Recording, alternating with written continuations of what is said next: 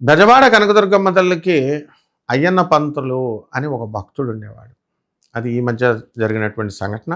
మా గురువుగారైనటువంటి మల్లికార్జునపేటలో ఇప్పుడున్నటువంటి పరమేశ్వరుడు దుర్గా మల్లీశ్వర స్వామి దేవస్థానం కదా! మల్లీశ్వర స్వామికి వెళ్ళే కొండల దగ్గర అక్కడ ఆయనే ప్రధాన పూజారిగా ఉండేవారు. ఆ దుర్గా మల్లీశ్వర స్వామి వారిని ఆయనే పూజ చేస్తూ ఉండారు. దత్తాత్రేయ శర్మ గారు ఆయన పేరు. ఇప్పుడున్నారు శంకర శాండిల్య గారు. ఇప్పుడున్నటువంటి ఉమాకాంత శర్మ గారు వీళ్ళంతా కూడా వీళ్ళందరికీ తెలిసిన సంఘటన అదంతా కూడా. అప్పుడు మా అందరి చిన్నతనంలో ఈ గురుగారు అయ్యన్న పంతులు గారు ఏం చేశారంటే, ఆయన ఎంత మహాభక్తుడంటే ప్రతిరోజు కూడా బెజవాడ కనకదుర్గమ్మ తల్లి యొక్క పూజ చెయ్యందే పచ్చి మంచినీళ్ళు కూడా తాగేవారు కాదు. అయితే ఏమైంది, ఆయనకి జ్వరం వచ్చింది. జ్వరం వస్తే ఆయనకి అమ్మవారిని చూసేటటువంటి భాగ్యం కలగలేదు. ఆ తర్వాత 3 రోజులకు కానీ తగ్గలేదు, స్నానాలు ఏమి లేవు. 3వ రోజున స్నానం చేసి కృష్ణానదిలో స్నానం చేసి వచ్చేసరికి దేవాలయం తలుపులు వేసేశారు. తలుపులు వేసేస్తే అప్పుడు ఆయన చాలా బాధపడుతూ మరి అప్పుడు పాడతాడు. మాధవ బర్పమంటి మహికాంతులనరించిన తల్లి నీవు, అనమహిషాసురుని మర్దించిన జనని నీవు, లేరు నీ బంటి వారలి దారుని తలంబరం చూడనట్టియో శంభురాణి అని అనగానే భళ్ళున తలుపులు తెరుచుకొని అమ్మవారు బెజవాడ కనకదుర్గమ్మ తల్లి దర్శనం అయ్యన్న పంతులు గారికి ఇచ్చింది. అందువలన ఈ బెజవాడ కనకదుర్గమ్మ తల్లి ఈ దర్శనం విషయం మొత్తం ప్రజలందరికీ తెలుసు. ఇప్పుడు ఉన్నటువంటి దేవస్థానం స్టాఫ్కి అందరికీ తెలుసు. అలాగే మా గురువుగారు దత్తాత్రేయ శర్మ గారు ఉన్నప్పుడు ఎగ్జిక్యూటివ్ ఆఫీసర్గా వేణుగోపాల్ రెడ్డి గారు ఉండేవారు. మరి అక్కడ మనకు ఒక కోనేరు కూడా ఉంది. ఎర్రని కోనేరుగా ఉండేది, ఎర్ర వాటర్గా రెడిష్గా ఉండేది.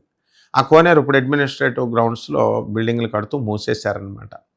మహిషాసురుడు రాక్షసుడిని అమ్మవారు మన బెజవాడ కనకదుర్గమ్మ తల్లి కొండ మీద నుంచి వాడిని తరిమితే యుద్ధం చేసుకుంటూ వెళ్తే వాడు మైసూరు చాముండి హిల్స్లో అక్కడ వాడిని చంపేస్తే అందుకని ఆ జ్ఞాపకార్థం ఆ చాముండి హిల్స్, మైసూరు చాముండేశ్వరి దేవి కూడా శక్తిపీఠం అక్కడ వెలిసింది కదా, అక్కడ కొంచెం దూరంలో ఆ గుడికి దూరంలో ఈ మహిషాసురుడి యొక్క విగ్రహం ఇప్పుడు కూడా ఉందన్నమాట. ఆ స్పాట్లో చంపేసి అమ్మవారు తన త్రిశూలాన్ని తీసుకుని వచ్చి ఈ యొక్క బెజవాడలో ఉన్నటువంటి ఆ కోనేరులో కడిగింది. అందువలన అక్కడి నుంచి రెడిష్ వాటర్ అనేటటువంటిది ఏర్పడిందనమాట.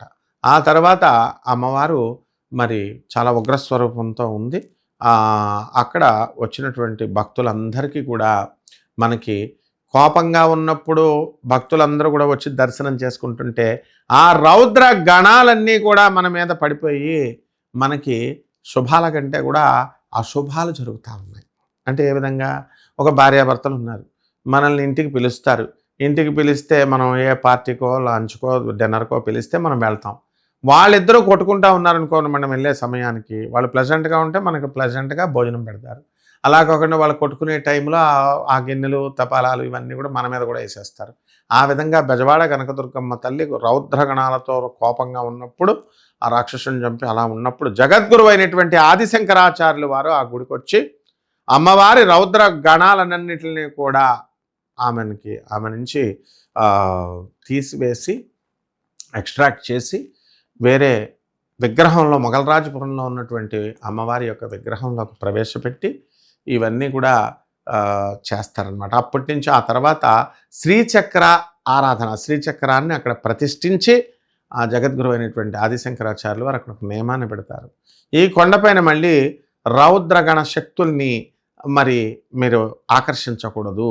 అందువలన మీ ఇక్కడ దుర్గా సహస్రము, దుర్గా అష్టోత్తరాలు చదివామనుకోండి, అక్కడ మళ్ళీ అమ్మవారిలో ఉన్నటువంటి రౌద్ర గణాలన్నీ కూడా జాగృతమైపోతాయి. అమ్మవారిలో కోపం మళ్ళీ వస్తుందని చెప్పి లలితా సహస్ర నామాన్ని చదవమని చెప్పేసి జగద్గురువు అయినటువంటి ఆదిశంకరాచార్యుల వారు అక్కడ నిర్దేశిస్తారు. అందుకని ఇప్పటికి కూడా ఆ సాంప్రదాయంగా అక్కడ మన బెజవాడ కనకదుర్గమ్మ కొండపైన మనకి లలితా సహస్రంతోనే పూజలు అవన్నీ కూడా జరుగుతూ ఉంటాయి. కుంకుమార్చన ఇవన్నీ కూడా. రక్తానికి ప్రతిగా ఆయన కోళ్ళు అవన్నీ వస్తారు కదా, నిమ్మకాయని పెట్టడం.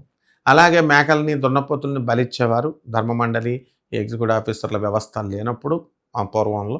ఇప్పుడు అవన్నీ మానేసి చక్కగా ఈ యొక్క మేకను కోయకుండా బూడిద గుమ్మడికాయల్ని పోయడము, గుమ్మడికాయలతో హారతి ఇలాంటివన్నీ కూడా ఇచ్చి దక్షిణాచార పద్ధతిలో మాత్రమే బెజవాడ కనకదుర్గమ్మ తల్లి ఆరాధన చేయమని చెప్పి జగద్గురు అయినటువంటి ఆదిశంకరాచార్యుల వారు మనకు ఒక నియమాన్ని పెట్టారు. కాబట్టి ఆనాటి నుంచి ఈనాటి వరకు కూడా అందరూ కూడా దక్షిణాచారంలోనే అమ్మవారిని మనం పూజ చేస్తున్నాం. అయితే ఈ అమ్మవారిని దర్శించినటువంటి మహనీయుల్లో మనకి సాక్షాత్తు శ్రీకృష్ణుడు వచ్చి ఆ యొక్క అమ్మవారిని బెజవాడ కనకదుర్గమ్మ తల్లిని దర్శనం చేసుకున్నాడు. శ్రీరాముడు త్రేతాయుగంలో దర్శనం చేసుకున్నాడు. అర్జునుల వారు దర్శనం చేసుకున్నారు. అలాగే ధర్మరాజు దర్శనం చేసుకున్నాడు. తర్వాత గౌతమ బుద్ధుడు, చాలామందికి తెలియనటువంటి విషయం ఏంటంటే గుంటూరు వరకే వచ్చాడు గౌతమ బుద్ధుడు, సౌత్కి రాలేదని అంటాడు. నాగార్జునుడే వచ్చాడు, గౌతమ బుద్ధుడు కూడా వచ్చాడు. ఆ తర్వాత వీళ్ళందరికీ కూడా అమ్మవారు ఆదిశంకరాచార్యుల వారు వచ్చారు. వీళ్ళందరికీ కూడా అమ్మవారు తారాదేవి రూపంలో అమ్మవారు దర్శనమిస్తుంది.